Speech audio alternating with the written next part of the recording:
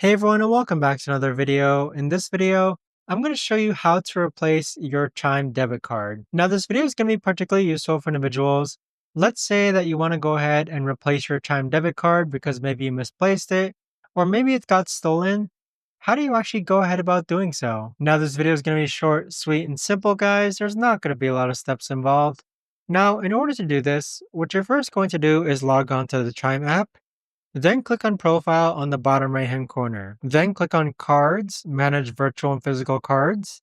And then you're going to see an option that says Replace Card. Go ahead and click on Replace Card. Now, this is the part where you can actually go ahead and select what happened to your card, whether it was lost, damaged, or stolen.